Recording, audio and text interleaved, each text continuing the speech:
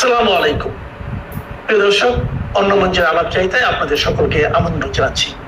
সেই 8 অক্টোবর থেকে অনেক জল্পনা চলছিল। সেনা হেফাজতে থাকা অভিযুক্ত 14 জন সেনা অফিসারকে 22 অক্টোবর আদালতে হাজির করা হবে কিনা। আজ 22 অক্টোবর সব জল্পনার অবসান ঘটিয়ে সেনাপ্রধান বাধ্য হলেন জেল পুলিশের প্রিজন ভ্যানে তুলে সবাইকে আদালতের সামনে হাজির করতে।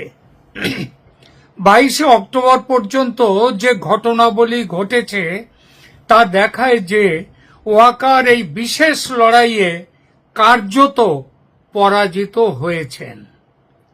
14 জন সেনা অফিসার আদালতে হাজির হয়েছেন এবং তাদের জেল বা কারাগারে পাঠানো হয়েছে। এখানে একটা ছোট্ট জয় অবশ্য আছে ওয়াকারের। কেউ কেউ যদিও এই পরিস্থিতিতে এই জয়কে ছোট্ট জয় না মানতেও পারেন। অভিযুক্তদের কাসিমবাজার জেলে সাধারণ বন্দীদের সাথে একসাথে থাকতে না দিয়ে পাঠানো হয়েছে ঢাকা ক্যান্টনমেন্টের মধ্যে একটি বিশেষ সাব জেলে। সেই সাব জেলের গঠন হয়েছে এদের রাখবার জন্যেই। সেখানে তারা বিচার শেষ না হওয়া পর্যন্ত সুখে স্বাচ্ছন্দ্যের সঙ্গে থাকতে পারবেন, অনেকটা কর্মরত সেনা অফিসারদের মতো। আরও একটা ব্যাপারে ওয়াকারুজ্জামানের কিছুটা জয় হয়েছে বলে ধরা যায়। গ্রেপ্তারে হওয়ার পর নিয়ম হচ্ছে পুলিশের কাছে সোপর্দ করার কথা। দৃশ্যত সেটা হয়নি। অভিযুক্তরা সামরিক বাহিনীর কাছেই আছেন। তাদের তত্ত্বাবধানে, হয়তো হেফাজত কথাটা এখন বলা যাবে না, কারণ তাদের গ্রেপ্তারও দেখানো হয়েছে। ওয়াকারুজ্জামান প্রথম থেকে চাইছিলেন সামরিক অফিসারদের বিচার সামরিক আদালতে হোক, বেসামরিক আদালতে নয়। তার সেই দাবি মানা হয়নি। তবে ফ্যাসিস্ট হাসিনার সহযোগী হওয়ার অভিযোগ রয়েছে যে অফিসারদের বিরুদ্ধে, তাদের কাসিমবাজার যাত্রার হাত থেকে বাঁচিয়ে দেওয়াটা বাংলাদেশের বর্তমান রাজনৈতিক ও আইনি পরিস্থিতিতে ওয়াকারুজ্জামানের সামান্য হলেও জয় বলে ধরা না ন্যায়সঙ্গত। এখন সেটা সামান্য জয় নাকি বড় জয়, সেটা অবশ্যই তর্ক সাপেক্ষ। 11 অক্টোবর সেনাবাহিনী জানিয়েছিল যে তারা 14 জন অফিসারকে সামরিক হেফাজতে রেখেছে। আইসিটি থেকে কোনো আনুষ্ঠানিক পরোয়ানার কপি পায়নি বলে গ্রেপ্তার করে পুলিশের হাতে তাদেরকে তুলে দেওয়া হয়নি। এটি ছিল একটি কৌশলগত পদক্ষেপ। সেনাবাহিনী নিয়ন্ত্রণ বজায় রাখার চেষ্টা করছিল এবং আইসিটির যে বেসামরিক ক্ষমতাকে চ্যালেঞ্জ করছিল সেনাবাহিনী। তবে আইসিটিও দৃঢ় অবস্থান বজায় রেখেছে। প্রধান প্রসিকিউটর তাজুল ইসলাম ক্রমাগত অফিসারদের আদালতে হাজির করার দাবি জানান এবং হুঁশিয়ারি দেন যে 22 অক্টোবর হাজির না হলে তাদের পলাতক ঘোষণা করা হবে। ওয়াকারের তীব্র বিরোধিতা সত্ত্বেও 22 অক্টোবর সকাল 7টায় অভিযুক্ত অফিসারদের শক্ত নিরাপত্তায় আদালতে নিয়ে যাওয়া হয় এবং তাদের জেল হাজতে পাঠানো হয়। আগেই বলেছি, এই পরাজয়ের একমাত্র সান্ত্বনা হলো যে অফিসারদের ঢাকা ক্যান্টনমেন্টের মধ্যে একটি সাব জেলে রাখা হয়েছে, সাধারণ বন্দীদের সাথে কাসিমপুর কারাগারে নয়, এবং সামরিক কর্তৃপক্ষই তাদের দেখাশোনা করবে, পুলিশ নয়। এটা ছিল ওয়াকারের কূটনৈতিক সফলতা। কিভাবে? তিনি ও principal staff officer lieutenant general S M. Kamrul Hasan প্রধান উপদেষ্টা মোহাম্মদ ইউনূসের সাথে এই বিষয়ে আলোচনা করে একটা সমঝোতায় আসতে পেরেছিলেন। তবু পরাজয়ের পাল্লা যে ওয়াকারুজ্জামানের দিকে ভারী, এটা অস্বীকারের কোনো জায়গা নেই। এই রাউন্ডে তিনি নকআউট হননি অবশ্যই, তবে পয়েন্টে হেরেছেন, কুস্তি কিংবা মুষ্টিযুদ্ধের ভাষায়। আইসিটিতে পরের রাউন্ডের লড়াই মাসখানেক পর, সম্ভবত নভেম্বরের 20 তারিখে। অবশ্য এর মধ্যে জেনারেল জামানের জন্য পরিস্থিতি সঙ্গীন হওয়ার সম্ভাবনা কিন্তু যথেষ্ট। আরও এক বা একাধিক ধাপে গ্রেপ্তারি পরোয়ানা জারি করতে পারে আইসিটি।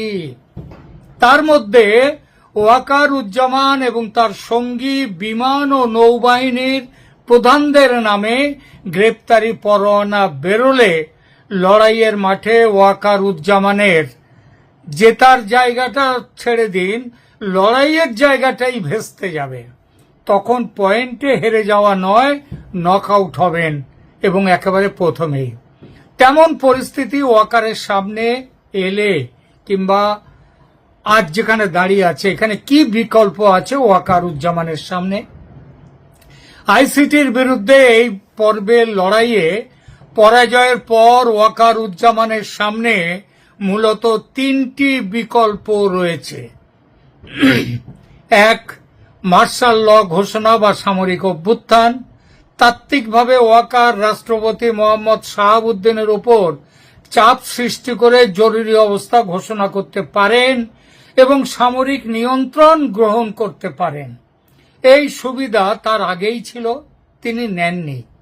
বাংলাদেশের সংবিধানের 58 অনুচ্ছেদ রাষ্ট্রপতিকে জরুরি ক্ষমতা গ্রহণের অনুমতি দেয় যদি সাংবিধানিক যন্ত্র ভেঙে পড়ে।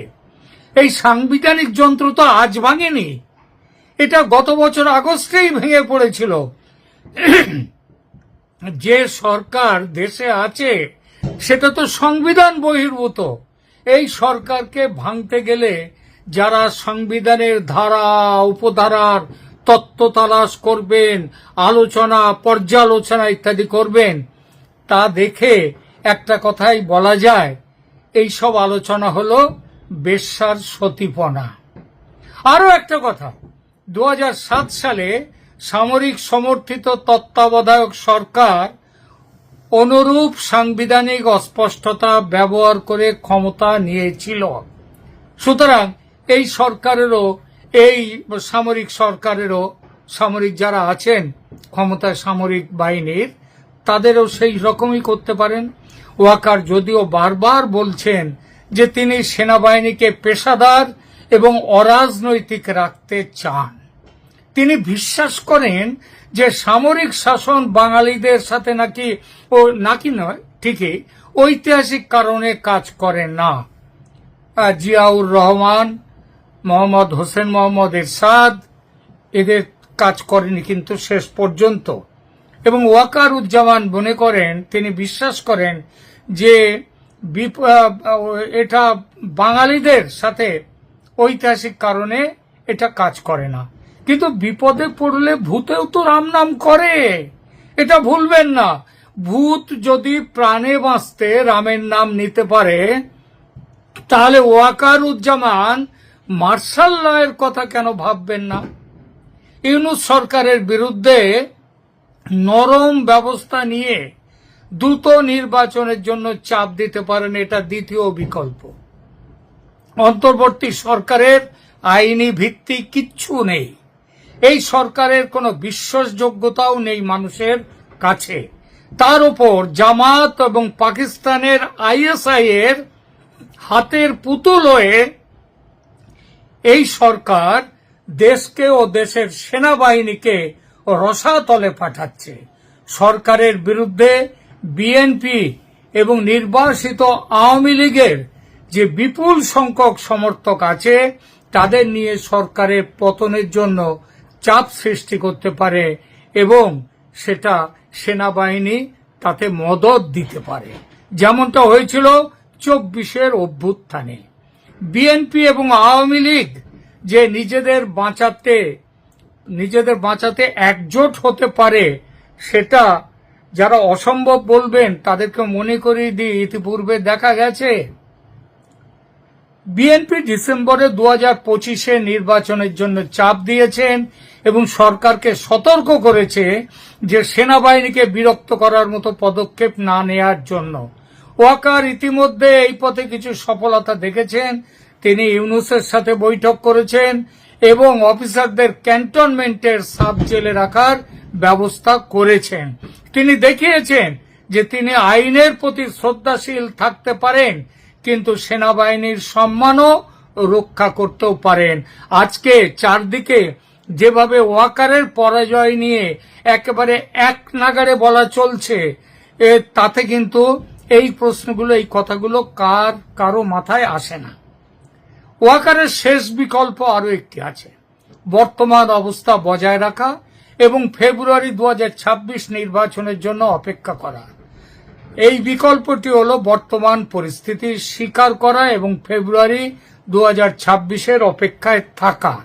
নির্বাচন কমিশন ইতিমধ্যে নিরাপত্তার জন্য 90,000 থেকে 1 লাখ সেনা সদস্য মোতায়েনের পরিকল্পনা করেছে। এই খবর বাইরেও এসেছে। এটি সেনাবাহিনীকে নির্বাচনী প্রক্রিয়ায় একটি কেন্দ্রীয় ভূমিকা দিতে পারবে। এই পত্রটি ওয়াকারের দীর্ঘমেয়াদী দৃষ্টিভঙ্গির সাথে সামঞ্জস্যপূর্ণ, তবে এর জন্য খুব তাড়াতাড়ি রেগে না গিয়ে কিছুটা ধৈর্য এবং আরো অপমান সহ্য করার প্রয়োজন হতে পারে। বাংলাদেশের এই সংকটে ভারতের কি ভূমিকা হতে পারে দেখা যাক। বাংলাদেশ সেনাবাহিনী প্রধান ওয়াকারুজ্জামান ও আইসিটির মধ্যে চলমান সংঘাতে ভারত একটি জটিল কিন্তু সক্রিয় ভূমিকা পালন করছে। নয়াদিল্লির কৌশল 3টি স্তম্ভের ওপরে দাঁড়িয়ে আছে। ওয়াকারুজ্জামানকে সামরিক ও কূটনৈতিক সহায়তা দেয়া, ইসলামপন্থী মিলিশিয়া ও পাকিস্তান চীনের ক্রমবর্ধমান প্রভাব প্রতিহত করা এবং নিজের সীমান্ত চিকেন স্নেক করিডোরের নিরাপত্তা নিশ্চিত করা। এটা ভারতে এইগুলোর উপরেই নির্ভর আছে। 14 থেকে 17 অক্টোবর আইসিটির পরোয়ানা জারির ঠিক পরে ভারতের মিলিটারি ইন্টেলিজেন্স থেকে 3 সদস্যের প্রতিনিধি দল ঢাকায় গিয়েছিল, যার নেতৃত্বে ছিলেন মেজর জেনারেল কুন্দন কুমার সিং। এই সফরটি ইচ্ছাকৃতভাবে খুব লো প্রোফাইল রাখা হয়েছিল, কারণ বাংলাদেশ ভারত সম্পর্ক গত বছর থেকে তীব্রভাবে তার অবনতি হয়েছে। সফরের সময় ভারতীয় টিম বাংলাদেশ সেনাবাহিনীর বিভিন্ন ইউনিট, অপারেশনস এবং planning directorate, director general of forces intelligence DGFI এবং আর্মি এভিয়েশন গ্রুপের সাথে বৈঠক করেছিল। তবে সবচেয়ে গুরুত্বপূর্ণ ছিল ওয়াকারুজ্জামানের সাথে ক্লোজ ডোর বৈঠক এবং যৌথ হেলিকপ্টার ভ্রমণ। 16 অক্টোবর ভারতীয় দল চলে যাওয়ার দিন ওয়াকার এবং বলা হচ্ছে ভারতীয় দল লালমনিরহাট ও ঠাকুরগাঁও এয়ারবেসে 2টো পুরনো বিমান ঘাটে পরিদর্শনের জন্য যান। এই 2টো লোকেশন ভারতের শিলিগুড়ি করিডোরের খুব কাছে এবং পশ্চিমবঙ্গের কোচবিহার জেলার সীমান্তে। এই যৌথ পরিদর্শন এবং বৈমানিক বিমানে করে পর্যবেক্ষণ স্পষ্ট ইঙ্গিত দেয় যে ভারত ও ওয়াকারুজ্জামান নিরাপত্তা ও কৌশলগত বিষয়ে পরস্পরের সঙ্গে সমন্বয় করছেন। ভারতের ওয়াকারকে সমর্থনের সবচেয়ে স্পষ্ট প্রমাণ এসেছিল মার্চ 2025-এ।